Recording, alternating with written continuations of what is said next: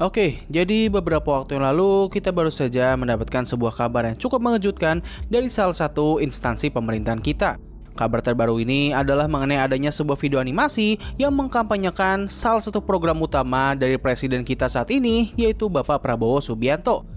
Nah, jadi lewat akun Twitternya Bapak Fahri Hamzah selaku Wakil Menteri Perumahan dan Permukiman Indonesia, beliau baru saja membagikan sebuah video yang dibuat oleh salah satu instansi pemerintahan kita, yaitu Kementerian Teknologi dan Digital atau lebih dikenal dengan nama Komdigi, baru saja membuat sebuah video promosi animasi dari program utamanya Bapak Prabowo, yaitu makan bergizi gratis. Nah, pada saat video ini pertama kali muncul, banyak orang memberikan respon yang sangat-sangat negatif. Kenapa bisa demikian?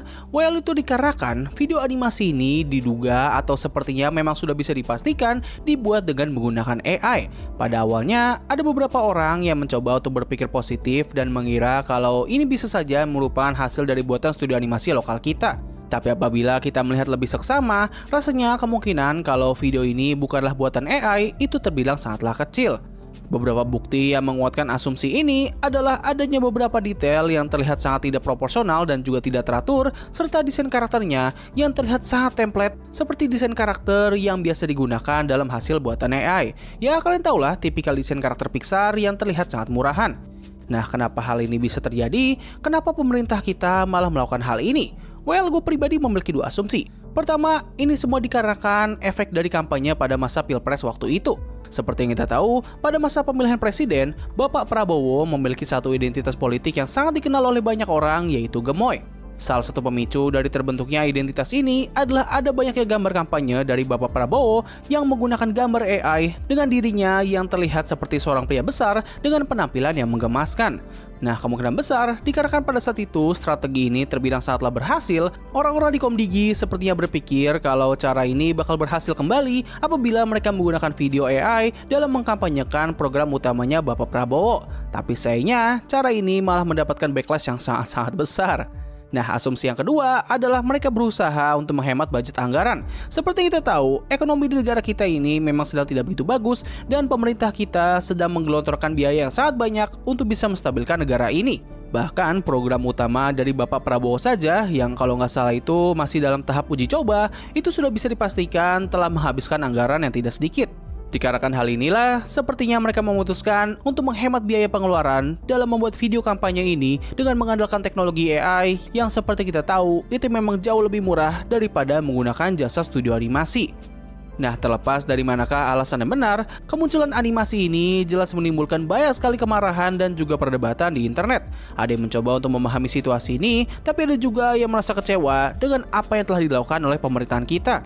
Buat orang-orang awam yang tidak begitu mengerti ataupun peduli terhadap sosial media dan karya seni, mereka pastinya bakal berpikir kalau ini bukanlah masalah yang besar. Mereka merasa kalau penggunaan AI ini adalah keputusan yang sangat bijak, karena dengan begitu pemerintah tidak perlu lagi mengeluarkan anggaran tambahan hanya untuk membuat sebuah video kampanye saja. Nah, tapi buat orang-orang yang berkecimpung dalam dunia ataupun industri kreatif dan peduli terhadap karya seni, pastinya mereka bakal merasa sangat kesal, kecewa, dan sekaligus malu. Kenapa bisa demikian? Well, buat kalian yang belum tahu, penggunaan AI atau Artificial Intelligence itu terbilang masih sangat tabu dan juga hina dalam dunia atau industri kreatif. Hal ini dikarenakan hasil karya buatan AI itu merupakan pergabungan dari berbagai macam karya seni yang telah ada lalu diambil untuk dijadikan bahan referensi.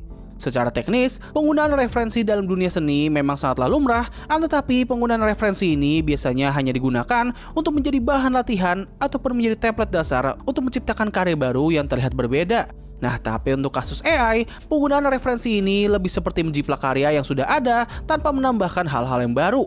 Hal ini jelas bisa dikatakan sebagai plagiarisme dan sekaligus menjadi bentuk dari minimnya kreativitas. Selain itu, alasan lain yang membuat penggunaan AI dianggap hina adalah karena proses pembuatannya yang tidak perlu menggunakan teknik sama sekali. Berbeda dengan karya seni pada umumnya yang membutuhkan pemikiran kreatif dan sekaligus keterampilan yang bisa memakan waktu yang sangat lama untuk mengasahnya, untuk membuat sebuah hasil karya AI, seseorang hanya perlu mengotak-atik prompt AI saja, yang mana itu jelas jauh lebih mudah daripada membuat karya mandiri. Nah, selain karena AI sudah dianggap tidak baik, hal lain yang membuat orang-orang menjadi sangat marah terhadap kejadian ini adalah ini menjadi bukti bahwa pemerintahan kita itu masih belum peduli terhadap industri animasi. Alih-alih menggunakan jasa studio lokal, mereka justru malah menggunakan animasi AI. Seperti yang kita tahu, bidang industri animasi kita ini memang terbilang sudah sangat tertinggal. Banyak orang berpendapat kalau salah satu faktor yang membuat hal ini terjadi adalah kurangnya perhatian dan juga dukungan dari pemerintahan kita. Pemerintah seharusnya mendukung industri ini dengan berbagai macam cara, entah dengan memberikan dana tambahan atau bisa dengan membuat sebuah kebijakan baru yang bisa menguntungkan dan juga memajukan industri ini. Ya, ambil contohlah negara tetangga kita yang kalau tidak salah tuh membuat sebuah kebijakan di mana semua saluran televisi di sana itu harus menayangkan setidaknya satu karya animasi buatan negara mereka. Nah, tapi sayangnya hal ini masih belum bisa terwujud dan situasi ini pun diperparah dengan adanya kabar terbaru ini. Sangat disayangkan sih, karena seharusnya ini bisa menjadi momentum bagi pemerintahan kita untuk memajukan industri ini.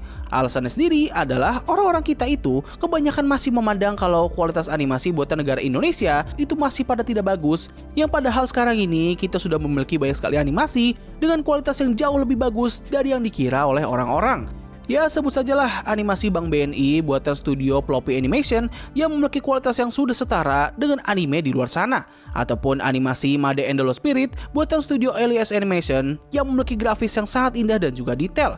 Atau mau yang lebih bagus lagi, kita juga punya proyek film animasi Jumbo yang dibuat oleh V-Cinema Picture, yang mana itu merupakan proyek animasi lokal dengan grafis dan animasi yang paling bagus yang pernah kita lihat sampai saat ini.